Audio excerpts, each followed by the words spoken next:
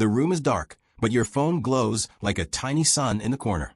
Notifications ping relentlessly. Emails, messages, news alerts, reminders of meetings you barely remember signing up for. Somewhere in the distance, a social media feed scrolls endlessly, each image screaming for attention, each video more exciting than the last. You feel the pull, the irresistible tug of the world demanding that you engage, that you consume, that you respond.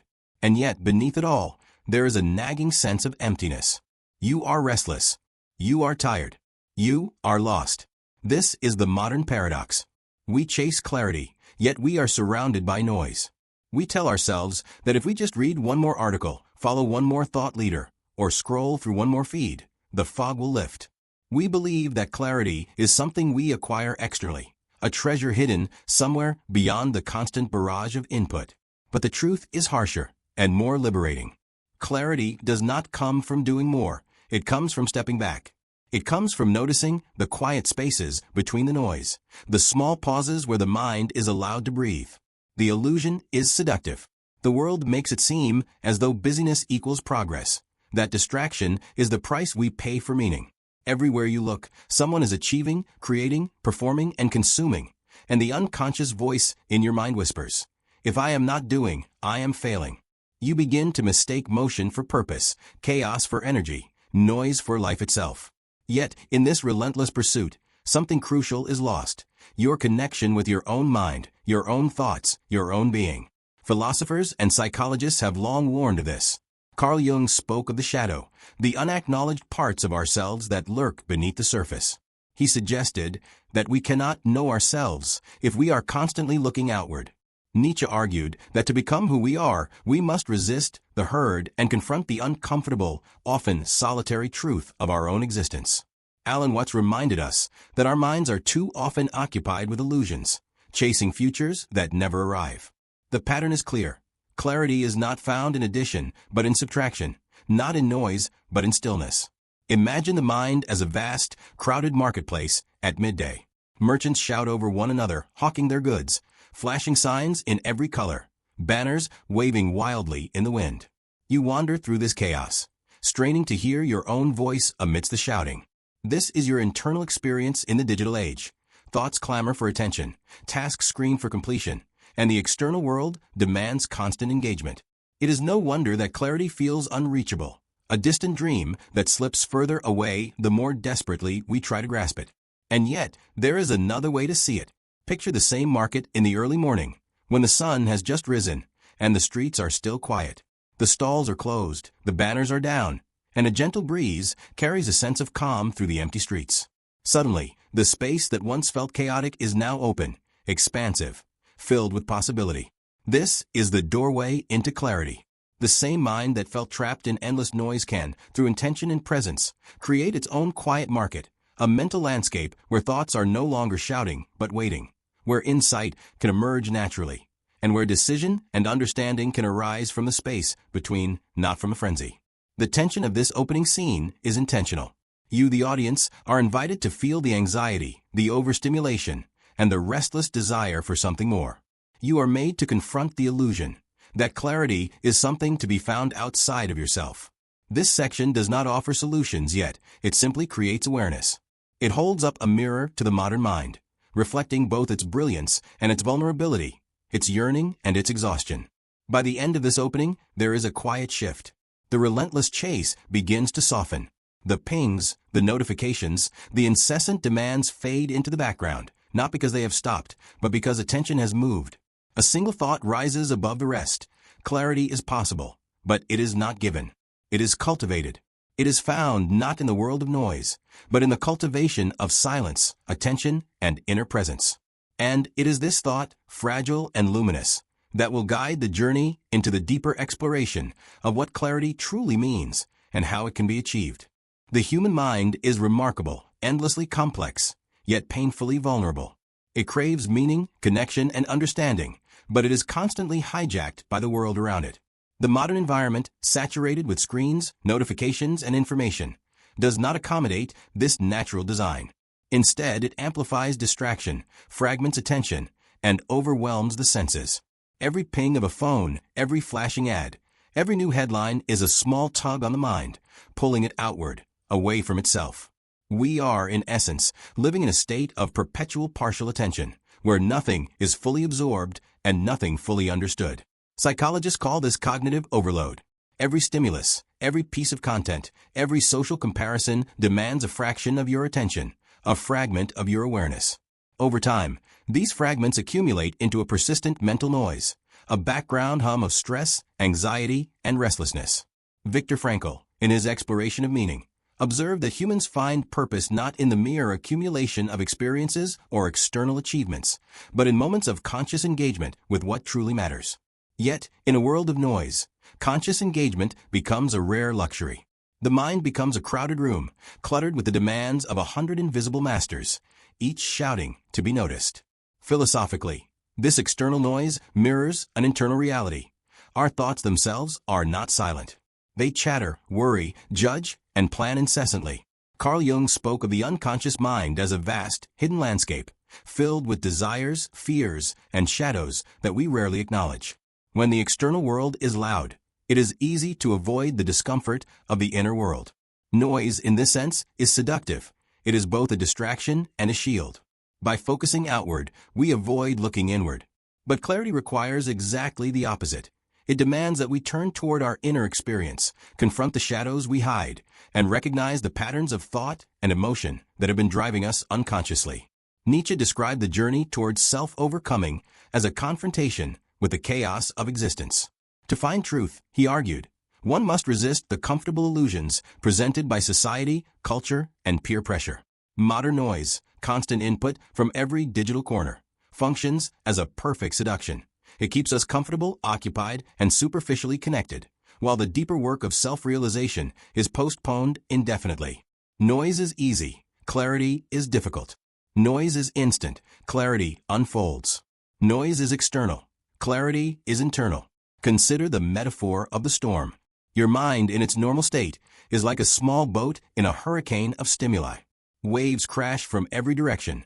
News cycles, social media, urgent requests, opinions, and endless entertainment. To survive the storm, the instinct is to paddle harder, to fight against the waves, to try to regain control. Yet the harder you paddle, the more exhausted you become. The storm does not abate. The solution is counterintuitive. The boat only stabilizes when you stop resisting, when you acknowledge the storm, and when you steer mindfully rather than frantically. In this way, clarity is less about controlling the external world and more about regulating attention, presence, and intention within the storm. The external world, however, is not inherently antagonistic. Noise becomes overwhelming because it triggers patterns within the mind that are deeply human. Dopamine loops, conditioned attention, and habitual distraction exploit the same neural circuits that evolved for survival, social connection, and curiosity. In a different context, say, in a small village hundreds of years ago, these instincts would serve life. Today, in a hyper-connected environment, they amplify overstimulation. Every new notification sparks a tiny reward, reinforcing attention fragmentation. Every social comparison triggers self-doubt. Every headline triggers urgency. And gradually, clarity feels like a distant, unreachable island in a sea of endless distraction. Yet, philosophy teaches us that clarity is always possible, precisely because human consciousness has the capacity for reflection. Alan Watts described the mind as a wave on the ocean. The wave cannot exist independently of the ocean, yet it can rise, fall, and sometimes crash in turbulence. Awareness is the ocean.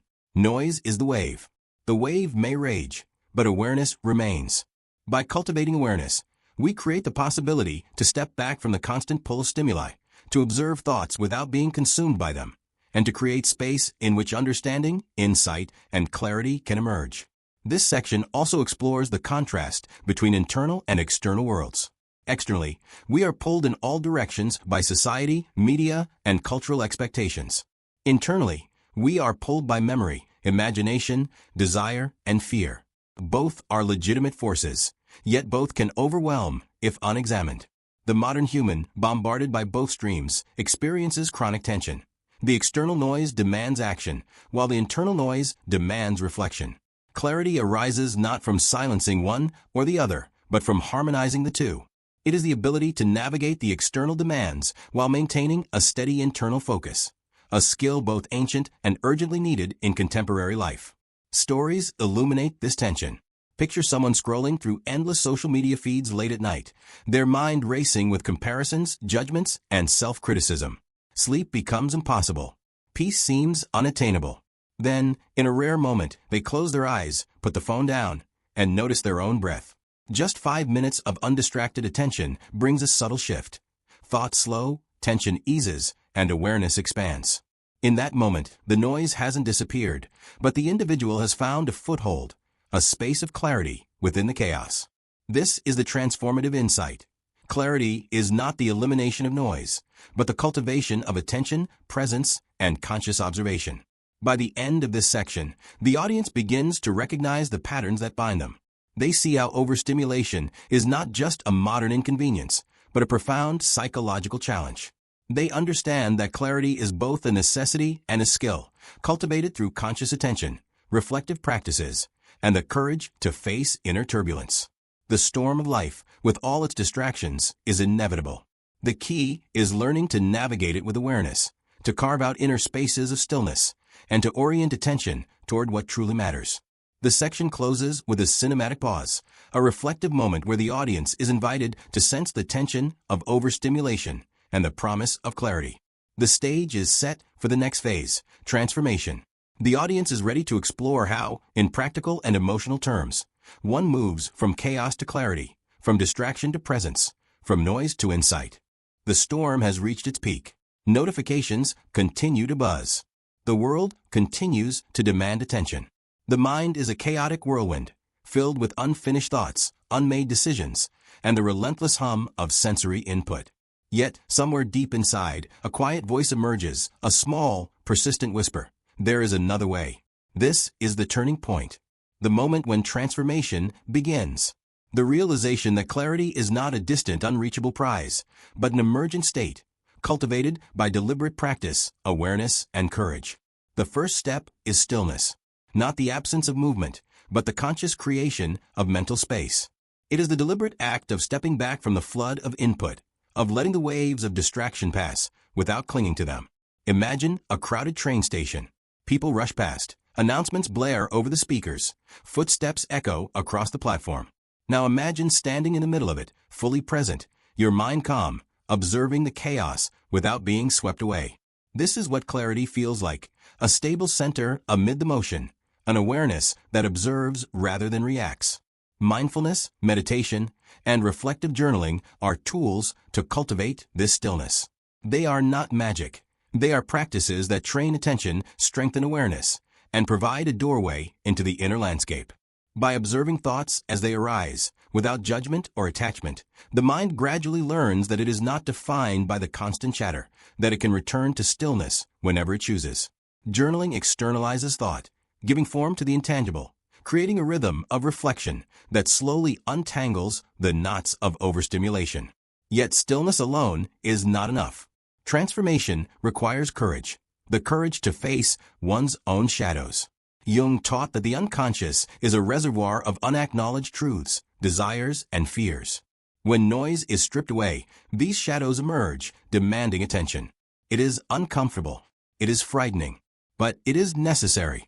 By confronting these hidden aspects of the self, by naming fears and acknowledging desires, the mind moves from reaction to understanding, from confusion to insight. The darkness that once felt threatening becomes a source of wisdom. Clarity emerges from the integration of shadow and light, from the reconciliation of inner conflicts that noise had long obscured. The process is incremental, often imperceptible. One day, you notice that you are no longer compulsively checking your phone. Another day, a thought arises, and instead of reacting immediately, you pause and observe. Gradually, the mind begins to reorder itself. Attention is no longer a fragmented resource, but a cultivated skill.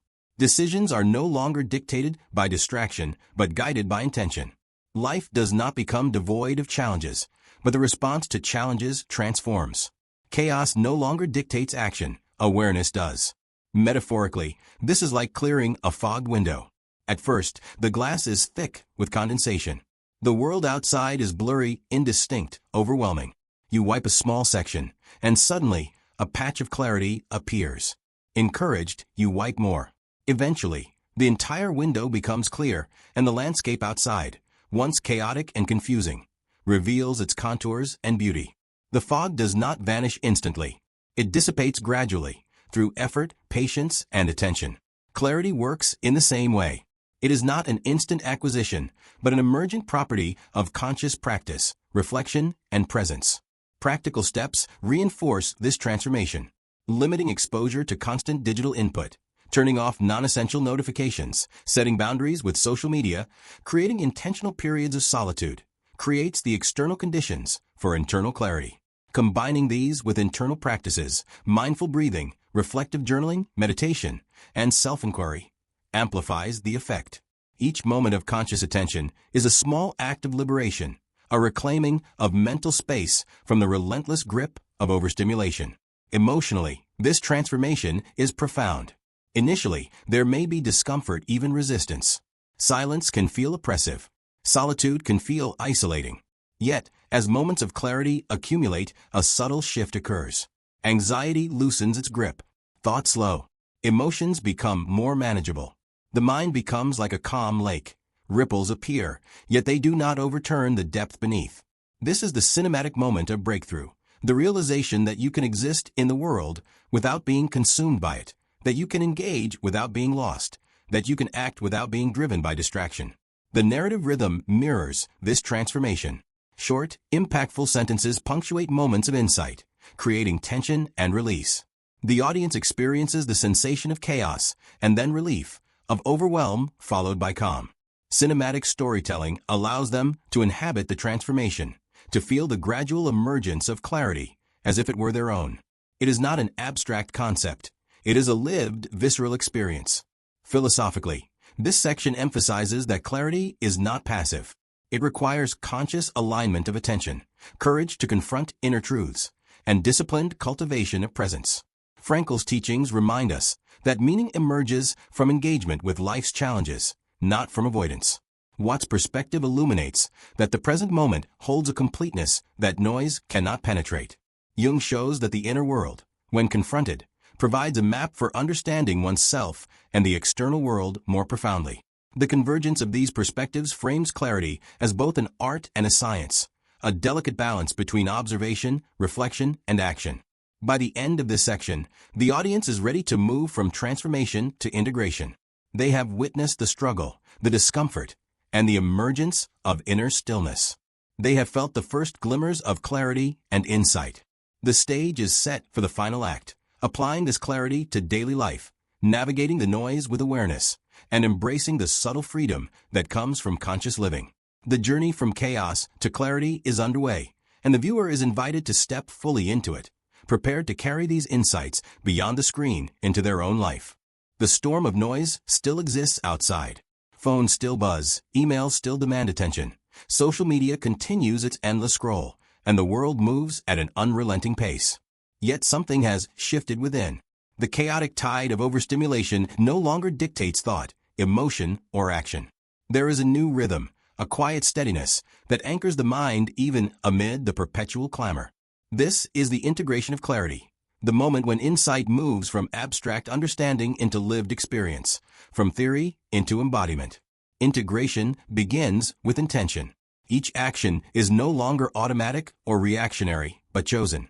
When faced with a decision, the mind pauses. When faced with distraction, attention returns to the present. Simple acts, turning off a phone for an hour, stepping outside to notice the wind, breathing fully before responding, observing a single detail in the environment, become practices of liberation. These small acts, repeated over time, accumulate. They build a mental architecture that cannot be easily shaken by external chaos. Clarity is not about escaping life. It is about inhabiting life fully, with awareness, discerning which inputs to embrace and which to release. Imagine a person walking through a crowded city street. Cars honk, people chatter, advertisements flash with relentless energy. Yet they walk with presence, grounded, attentive to the moment. Their mind is not empty, it is focused.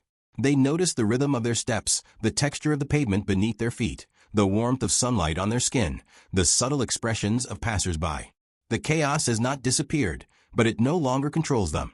They have learned that clarity does not require isolation from the world. It requires mastery of attention within it. Philosophical wisdom continues to illuminate this process. Jung's concept of individuation reminds us that clarity is a journey toward wholeness. By confronting inner shadows and integrating disparate aspects of self, the individual becomes more resilient, more perceptive, more capable of engaging with life intentionally. Frankl teaches that meaning is found through conscious engagement with life's challenges, even in the presence of unavoidable noise. Watts emphasizes that the present moment, fully attended to, holds completeness that distraction cannot obscure. Together, these perspectives guide practical living. Clarity is cultivated not by removing the world, but by navigating it consciously, by turning awareness into action, by embedding insight into everyday experience. Practically, integration is ongoing. Life will always offer distractions, anxieties, and external pressures. But the individual who has cultivated clarity approaches each moment with a reflective pause. Morning routines might include mindful practices, journaling thoughts before the day begins, taking deliberate breaths, setting clear intentions for the day. Work becomes a series of deliberate engagements, rather than a reaction to every ping, email, or urgent task. Relationships benefit from attention, listening fully, speaking consciously, responding with presence rather than habit. Even leisure becomes richer. Reading, walking, or simply observing life is no longer superficial. It becomes a practice of presence. The external world remains noisy, but the inner world is no longer a mirror of chaos. It is a cultivated space of balance, insight, and freedom. Emotionally, this integration brings profound peace. The anxiety that once accompanied constant stimulation eases. Sleep becomes restorative. Decisions feel lighter. The mind is no longer a battlefield of competing thoughts, but a field of awareness, in which clarity blooms naturally. The audience is invited to feel this shift, an experiential sense that, although life remains complex and sometimes overwhelming, the individual is no longer at the mercy of circumstance. Clarity is not a final destination. It is an ongoing state of engagement, practice, and presence, a quiet revolution happening within the self. Cinematic storytelling illuminates the scene further. Imagine a morning ritual. The person wakes, takes deliberate breaths, writes a brief reflection, steps outside, and notices the sunlight glinting off leaves. A notification buzzes on the phone, but it does not pull them into distraction.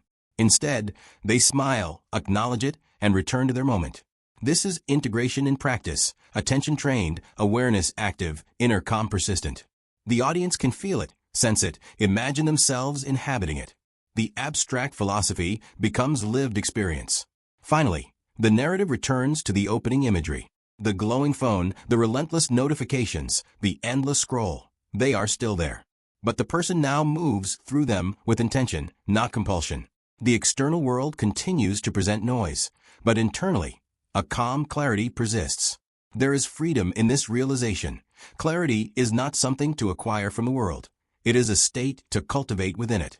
It is a skill, a discipline, a daily practice, and a gentle awareness that grows stronger with each conscious moment. The journey from chaos to clarity is not linear. It is cyclical, dynamic, and living. Each pause, each breath, each act of conscious attention strengthens this clarity, embedding it into the rhythm of life itself.